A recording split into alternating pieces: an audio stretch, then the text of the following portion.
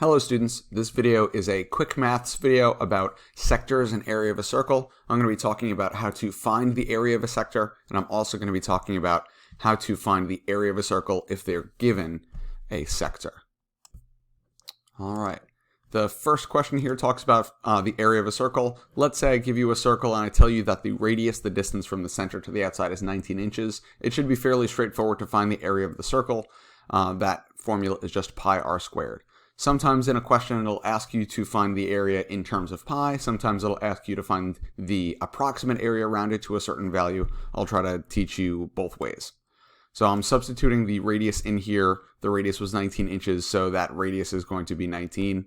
Pi and squared come along for the ride, and I squared 19 to get 361. Notice how I wrote it. I wrote it as 361 pi. Usually the pi goes second. That irrational number goes second. It's kind of like saying, 2x or something like that. We put that non-number at the end there.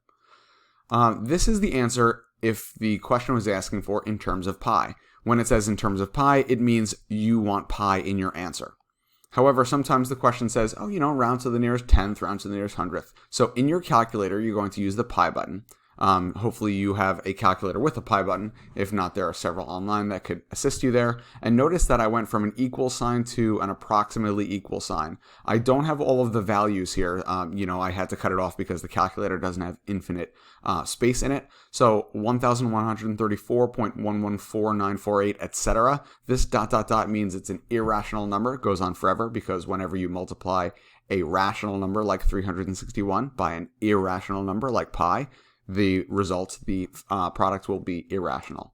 This is what would happen if the question asks for an approximate answer. It would also be what would happen if it asks you to round to the nearest whatever. And I'm sure that you know how to round, you know the rounding rules, since you were maybe like 1 year old. Okay, great. So that's how to find the area of a circle. Incidentally, the units are going to have to be included as well. So here are those answers in terms of pi and rounded to the nearest whatever, using inches squared as the units. Keep in mind, if we're given that the radius is measured in inches, the area is going to be in square inches because area is the space inside of a two-dimensional shape.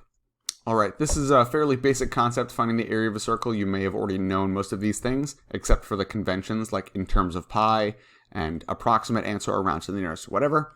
However, sometimes you will be asked to find the area of a sector, and that's a slightly different procedure. Luckily, it's not that different because all we're dealing with is the area of a small part of a circle. For example, the area of the entire circle would be found by pi r squared.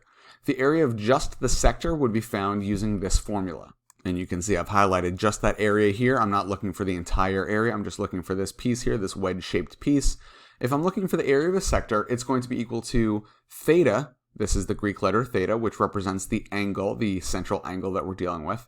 Theta divided by 360 times pi r squared. The reason we're using theta over 360 is because we're trying to answer the question, how much of the circle is in the sector? In other words, what proportion of the entire area is located just within this individual sector? And now if we want to use these measurements, the 45 degrees and the AC, which is the radius here of 10 units, then we can solve this problem fairly easily. Keep in mind that 45 degrees, that's angle A, that's going to be considered a central angle because it's coming from the center of the circle. All right, so we'll just substitute the numbers that we know. We're looking for the area of only part of the circle, if you want to think about it like this. Area equals the part of the circle over 360 times the entire area. So here is the formula again. Area of the sector is equal to theta over 360 times pi r squared. We're going to be substituting in the 45 because that's our angle, that's our theta, divided by 360 times pi times 10 squared. And here what I'm doing is I'm simplifying 45 over 360 to 1 over 8. That is not necessary for you to do. The calculator will certainly figure this out for you. But the reason I wanted to do that is to show you that I'm going from this step here, and then I'm going to multiply 1/8 times 100. I'm only multiplying the rational numbers together so that I can leave pi just in case it asks me to have my answer in terms of pi. So 1/8 times 100 is 12.5. I'm writing it as 12.5 pi, which is if it asked for the question, if it asked for the area in terms of pi. And if it asked for the area and it asked you to round to the nearest 10th or 100th or something like that, you'd use your calculator in this way, 12.5 times pi, and I'm going to get a long irrational answer. Incidentally, if you're using your calculator, you're not going to use 3.14 for pi, you're going to use the pi button because pi is not equal to 3.14, it's equal to 3.14159 and so on and so forth. There's a lot of numbers in pi, and I don't want you to use 3.14 as an approximation, especially not when you have a calculator that can remember most of it for you, or most of the important parts anyway. One other thing to point out, here I said that the area of a sector is equal to 12.5 pi. This is called an exact answer. Exact because pi is what it is. 12.5 is what it is. I didn't round either of these. I just represented them. However, if it does not ask for an exact answer, if it asks for a rounded answer, it would be appropriate to put the pi into the calculator.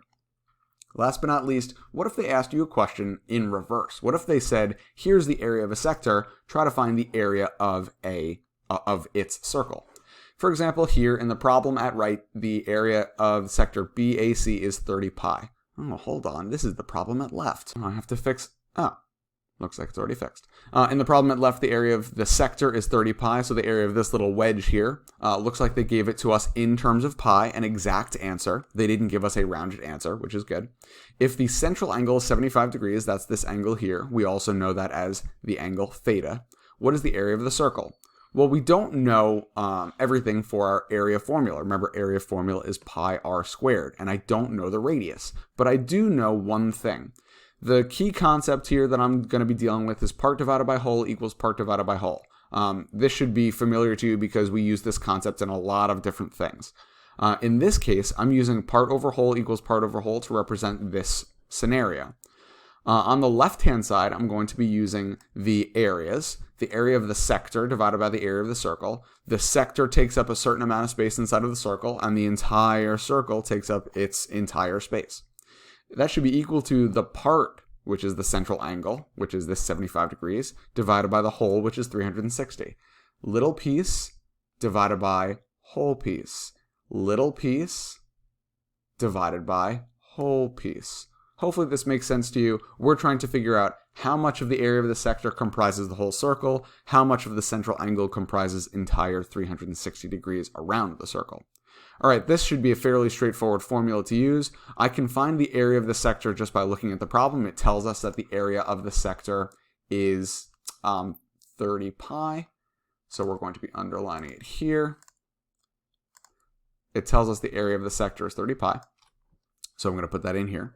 It also tells us that the central angle is 75 degrees, so I'm going to put that in here. So it looks like the only thing that is unknown is the actual area of the circle. So the area of the sector is 30 pi. Area of the circle is something we do not know. I'm going to represent it with A, which should make sense to you. 75 is the central angle, and 360 is a constant because we're dividing the central angle divided by the total number of degrees in the entire circle, which is 360. I'm going to cross multiply here to get 75a equals 10,800 pi. Notice I am still working with pi as an exact value here. I'm not rounding because later on, if the question asks me to round, I will. But if I don't have to, I won't. So I did 360 times 30. That's 10,800. I'm going to divide both sides by 75 to get the area, which is equal to 144 pi. It doesn't tell me units here, so I'm not required to write down inches squared or feet squared or anything like that. I could write square units, but it's not required. And then for the approximate version of the area, remember this is the exact version, the approximate area is going to be 452.389, etc., etc. And again, you can round this to whatever value it asks for using rounding rules. All right, this was a video about sectors and areas of circles. Hopefully this was helpful to you. Good luck studying.